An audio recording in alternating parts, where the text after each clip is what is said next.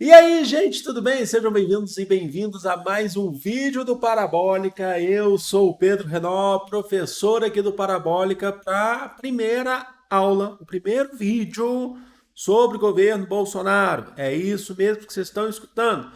E eu vou explicar agora com calma o que vai ser, como é que serão esses vídeos aí, né? Esse vídeo, né? Essa aula sobre o governo Bolsonaro. Afinal de contas, está chegando no final, na verdade já chegou no final. E é isso. Então já se inscreve no canal se ainda não for inscrito, curte esse vídeo para ajudar o canal a crescer. Links das minhas redes sociais na descrição e no comentário fixado, isso é muito importante de saber. E tem mais outra coisa também: bibliografia, referências, fontes onde a gente utiliza na descrição, tá? Vocês não falam, agora, ainda mais falando de governo Bolsonaro, vamos falar de Bolsonaro, então quero ver, cadê a fonte? Então a gente está atrelado a fontes aqui, ligado a fontes, tá bom? E é importante também já dar um recado para vocês, para não ter que ficar falando isso durante o vídeo todo. Já que a gente vai falar de governo Bolsonaro, tem muita gente que apoia, tem muita gente que não apoia. É importante saber, opa, bati no microfone aqui, é importante saber que a gente aqui não vai cair em nenhum tipo de provocação e estamos ligados aqui a referências, tá? A fontes. Então não é o que eu acho necessariamente, mas claro que eu posso dar minha opinião e com certeza eu vou dar, mas é também o que os dados mostram durante esses 4 anos. A gente tem dados precisos sobre esses 4 anos, tá bom? Então vamos lá então começar a falar de governo Bolsonaro. É importante destacar que a gente vai dividir o vídeo de Bolsonaro em duas partes, tá? Governo Bolsonaro. Por quê? Porque tem muita coisa para falar, que senão esse vídeo ficaria muito grande. Então, esse sair nessa semana, antes do ano novo, inclusive, alguns dias antes aí da troca presidencial, e o outro saindo possivelmente na semana que vem. Ah, como que vai ser essa divisão? Como que a gente define essa divisão? Nesse primeiro momento, a gente vai falar do processo eleitoral, da construção de Bolsonaro enquanto presidente. A gente vai falar da questão da composição ministerial, qual que é a proposta do governo, e da economia, qual que é a política monetária, qual que é o plano econômico. Também da questão de projetos sociais, tá? De política social, na verdade, do governo Bolsonaro. Num segundo momento, num segundo vídeo, a gente vai falar de meio ambiente, vai falar de saúde, de pandemia. Negando, pandemia também a gente fala aqui nesse, mas não é o foco, não vai ter o tópico da pandemia. É porque a gente vai falar de economia, tem que estar ligado à pandemia. Mas a gente vai explicar a pandemia em relação ao governo especificamente na próxima semana. Vamos falar de justiça, porque tem o Sérgio Moro, né? Vou explicar para vocês o que foi a lei anticrime, qual que é o processo, qual que é a tentativa de colocar a lei anticrime no Congresso. Educação, logicamente, porque a gente teve 289 ministros da educação durante o governo Bolsonaro. Entre outras coisas que a gente vai falar também, e o fim do mandato, né? O fim do governo, fechando com as eleições de 2022. Então, ligado sempre também à política internacional, a relações internacionais também. Então, são dois momentos aqui importantes para vocês. Hoje é uma aula muito importante. Começando então pelo processo eleitoral. Jair Messias Bolsonaro, eleito pelo PSL, mas atualmente ele é do PL, né, do Partido Liberal. Mas ele foi eleito em 2018 pelo PSL nas eleições. E a construção da ideia de Bolsonaro enquanto presidente não é uma construção que vem em 2018, ela é anterior. Na verdade, Bolsonaro foi um deputado federal por quase 30 anos, mas ele teve muito mais ligado. Eu vejo muita gente falando que ele era um deputado do baixo clero, né? Ele não tinha uma importância significativa durante esses 30 anos. Ele era muito mais conhecido, e nem tanto conhecido assim durante esses 30 anos, muito mais pelas polêmicas de discursos. Já no final ele começou a participar de programa de TV, começou a participar lá daquele da Luciana Gimenez, né? O Super Pop, e davam muita voz para o Bolsonaro, principalmente com o discurso homofóbico. Trabalhavam com a ideia do discurso homofóbico e machista do Bolsonaro como uma forma de entretenimento. Isso foi utilizado como entretenimento e isso ajudou também, de certa forma não, ajudou ele a colocar o seu nome, principalmente em para angariar apoio de uma classe média, de uma alta classe média, de empresariados e por aí vai. Então ele foi construindo mais o seu nome, mais em relação a polêmicas e a discursos moralistas, discursos de certa forma que vão ser potencializados com racismo, com machismo. Ele foi construindo seu discurso a partir disso. E aí, eu lembro que nas eleições, quando a Dilma venceu o Aécio, se cogitava, inclusive, a candidatura do Bolsonaro, mas não foi, eles estavam ainda construindo a ideia de Bolsonaro enquanto candidato à presidência. E não dá para negar de que Bolsonaro foi muito ajudado com o impeachment da Dilma em 2016. E mais que isso, ele foi muito ajudado, se a gente fazer uma análise conjuntural da época, o Bolsonaro foi muito ajudado pelo Aécio Neves. Como assim, o Aécio Neves do PSDB? Porque o Aécio Neves foi o primeiro a não aceitar as eleições de 2014, com a vitória da Dilma. E isso começou a gerar aquele ódio, aquela revolta contra o PT, contra a Dilma. A gente não está falando das questões políticas, econômicas do governo Dilma, a gente está falando agora de Bolsonaro, tá? Então começou. Então, o Bolsonaro foi um dos que embarcou nessa onda de não aceitar a vitória e cresceu muito com o impeachment em 2016, aí potencializou ainda mais o seu discurso. Então a gente pode dizer isso. Mais do que isso, ele vence as eleições em 2018. Vamos lá. No segundo turno, contra o candidato do PT, o Fernando Haddad, com 55, eu fico lendo aqui os dados, tá? 55,13% dos votos no segundo turno contra 44,87% dos votos válidos. E o que se deveu essa vitória do Bolsonaro? Além dessas coisas, dessas questões que a gente já abordou aqui, que a gente já falou aqui, é o discurso moralista, é um discurso anticorrupção, é um discurso antipolítica, falando, ó, eu não sou político, eu não sou um candidato dessa velha política. No final das contas, o governo acabou fazendo uma velha política do mesmo jeito, e não tem jeito, é política, é política. Você teve produção de fake news, que ajudou muito. A campanha do Bolsonaro foi muito feita, foi muito potencializada em redes sociais, certo? E promoção de fake news com aplicativos de mensagens, entre outras coisas. Isso não tenho dúvida que isso aconteceu de fato. Mas não teve fake news. Como é que você. Não, que não são fake news produzidas especificamente para a campanha, mas que também voltaram à tona com a campanha. Eram fake news até mais antigas do que isso. Como é que você não vai falar de mamadeira de piroca não é fake news? Ou kit gay não é fake news? Não existia esse tipo de coisa. Poderia existir um material pensando na questão da diversidade, mas você trabalhar com kit gay, essa coisa toda. Então é fake news de fato. E ele conseguiu se eleger aliado, e aqui a gente não vai entrar na discussão de que aí vocês podem falar, a gente não vai falar isso. Aliado a, a, a tentativa de construção de Bolsonaro como um Marte com a facada, que foi feita lá no dia 6 de setembro de 2018, um mês aí antes das eleições, né, do primeiro turno das eleições.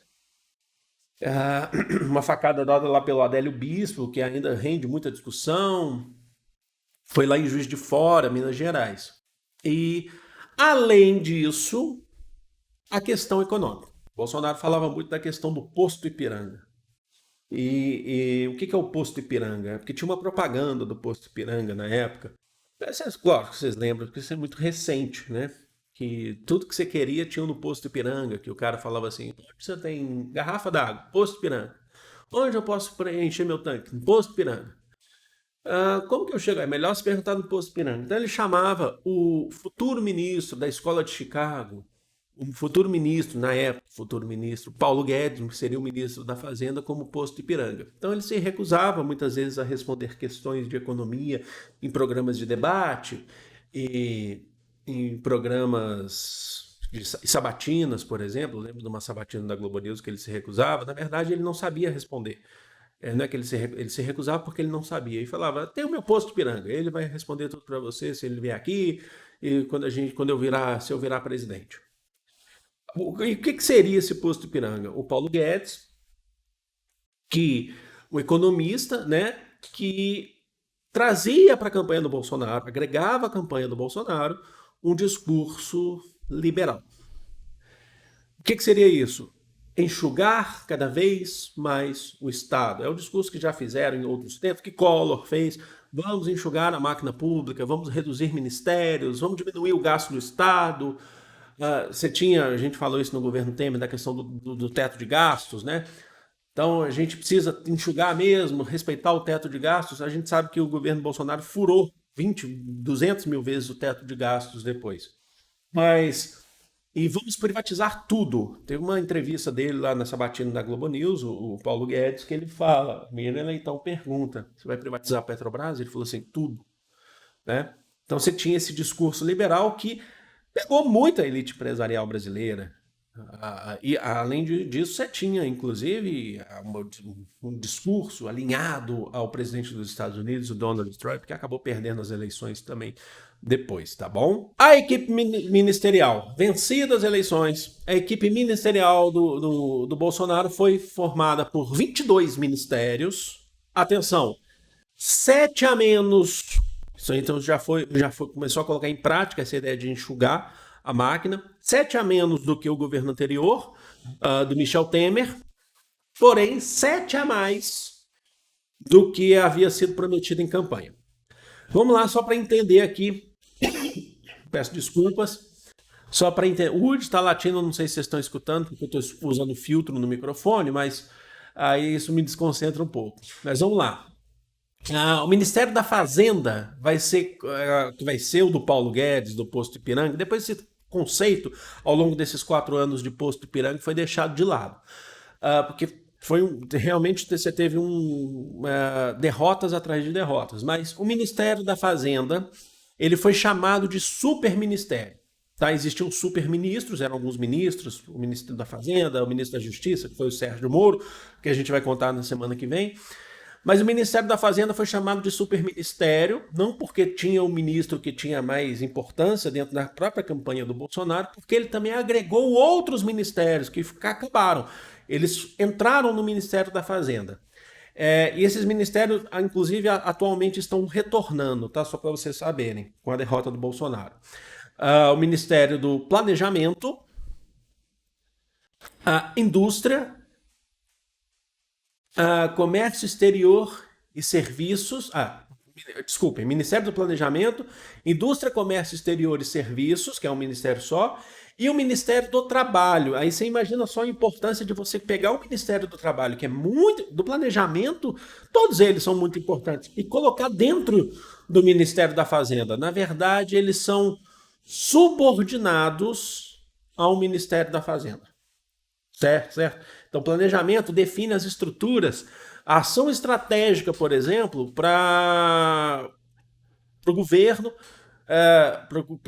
nos próximos anos, em relação, inclusive, às demandas da população. E ele está ligado agora ao Ministério da Fazenda. O Ministério do Trabalho, que é um ministério que define, inclusive, que faz a intermediação trabalhista, a relação trabalhista, que tem que defender, inclusive, a causa trabalhista, está ligado ao Ministério da Fazenda, que é quem está chefiando a pasta agora é um liberal, assumidamente, né?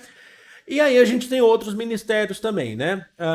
O Ministério da Cultura, o Ministério do Esporte e o Ministério do Desenvolvimento Social, eles também foram extintos, tá?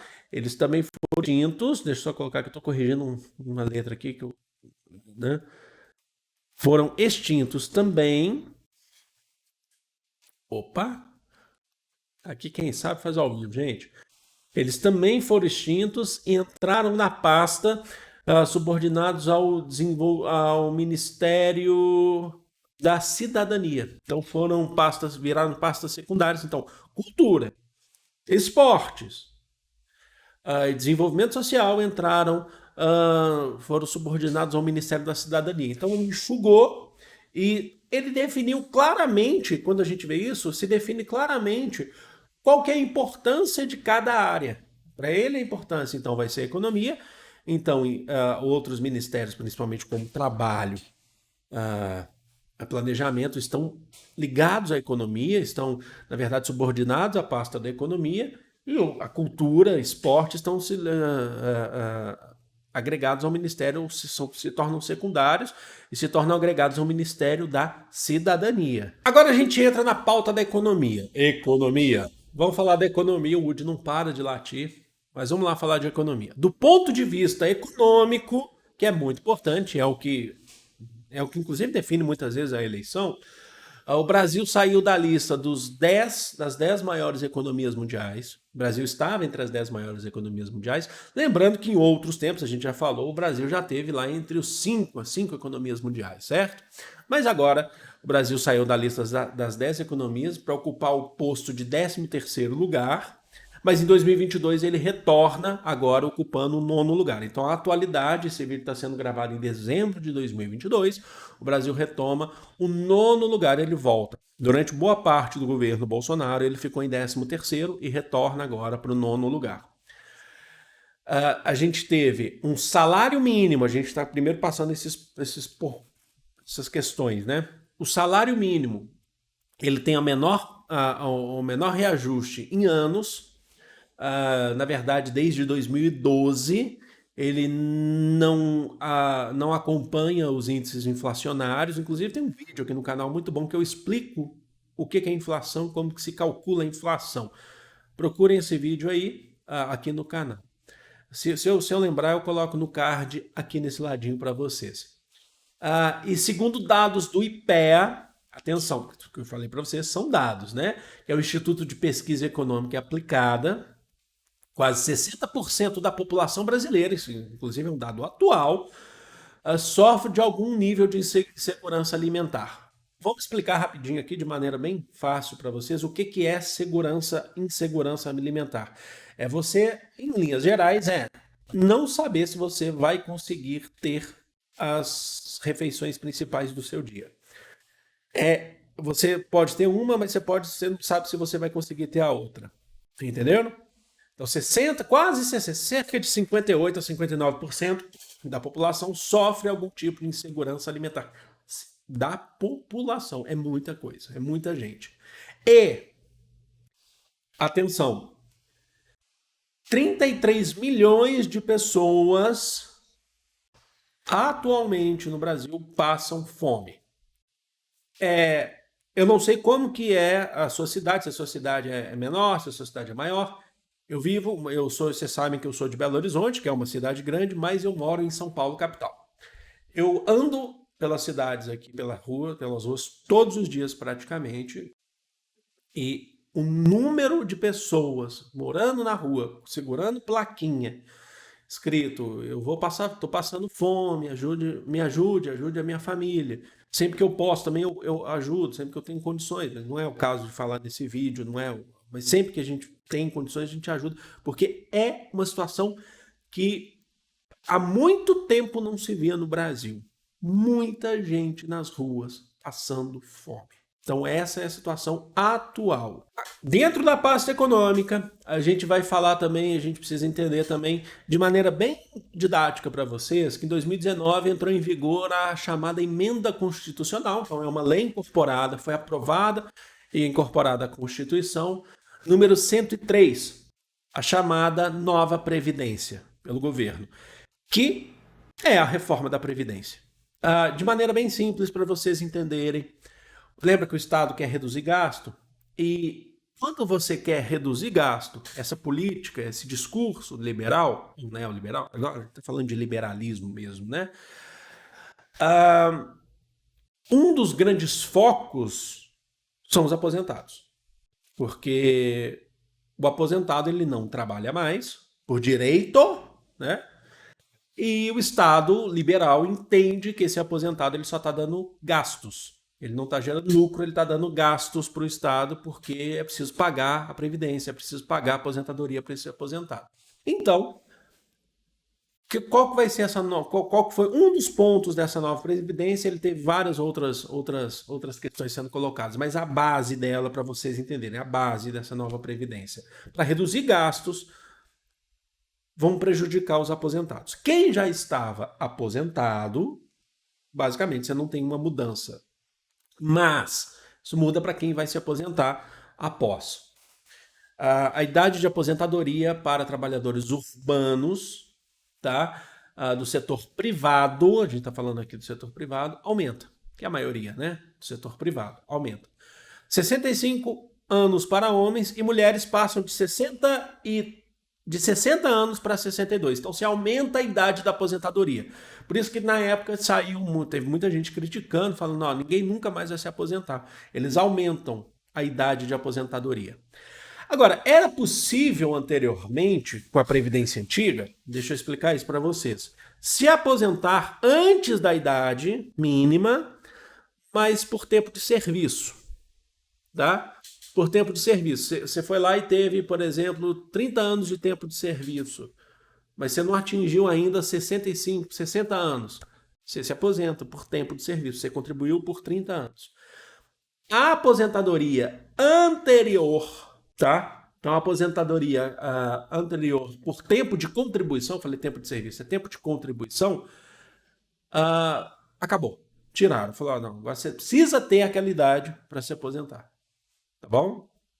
Você precisa ter essa idade para se aposentar.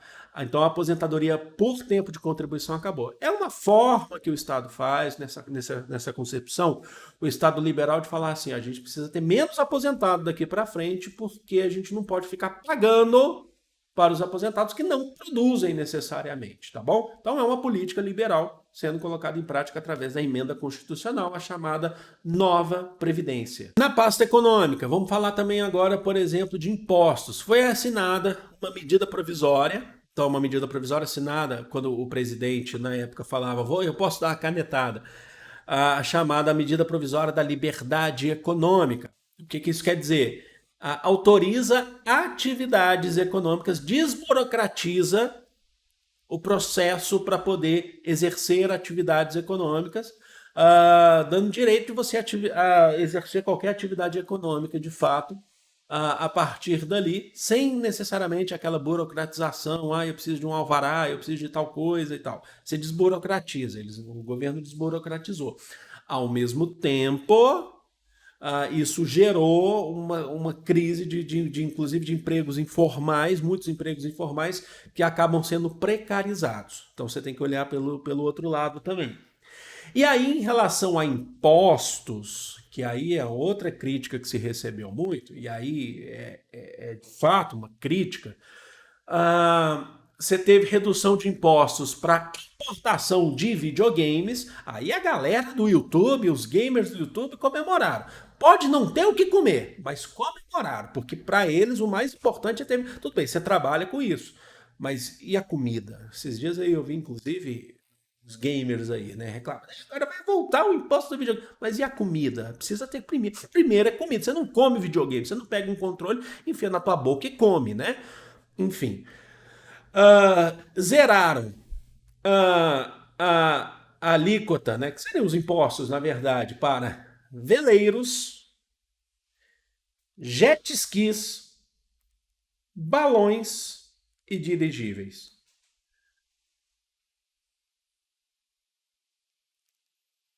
Isso favoreceu uma classe média alta.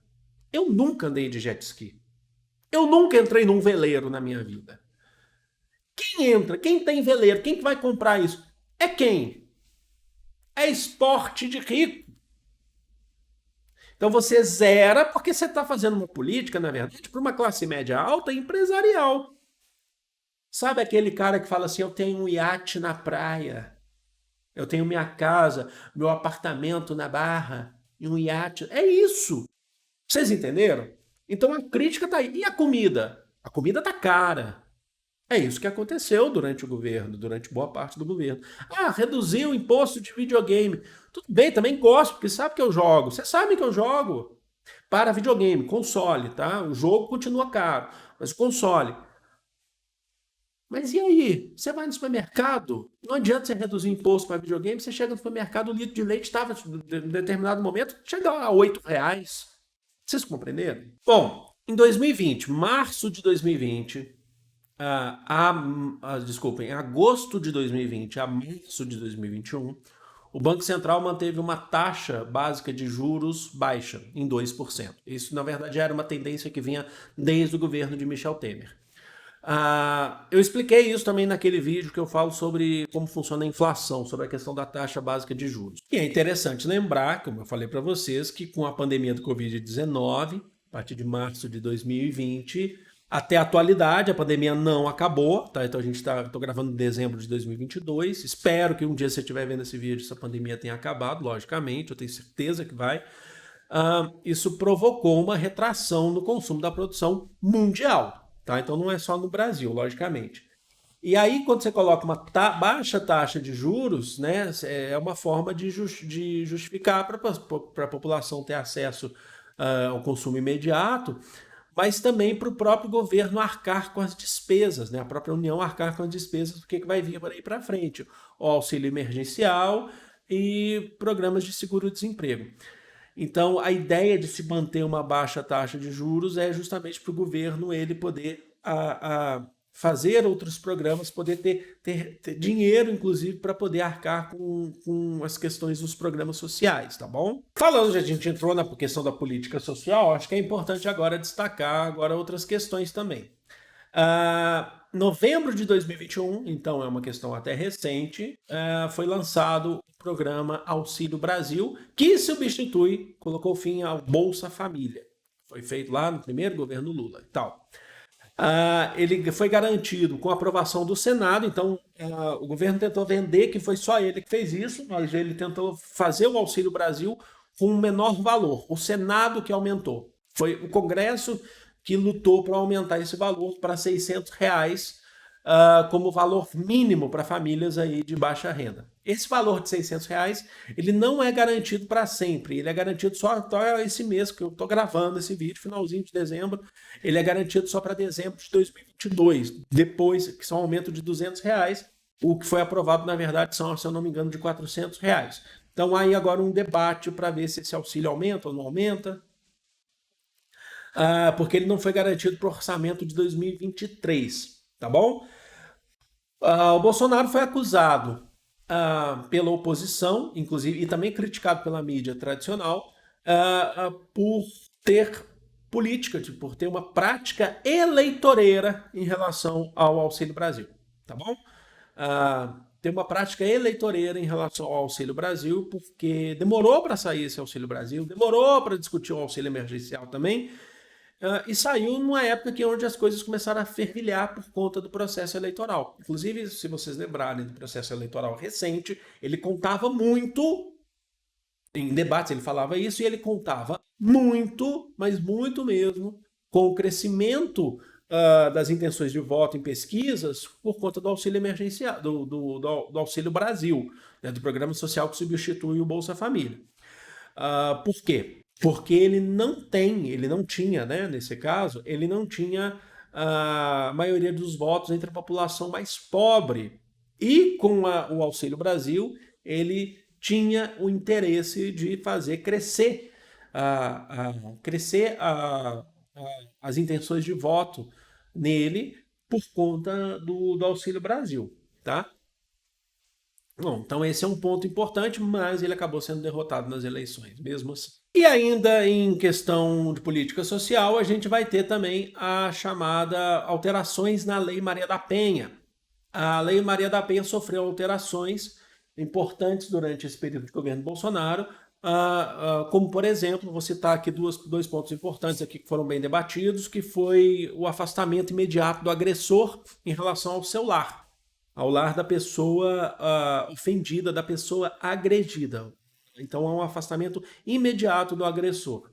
E também o ressarcimento ao Estado pelo agressor com despesas relativas à proteção da vítima. Então, o agressor ele tem que pagar também, além de ser afastado, ele tem que pagar também pelas despesas. Ele tem que ressarcir o Estado pelas despesas que o Estado vai ter agora com a proteção da vítima, da mulher agredida.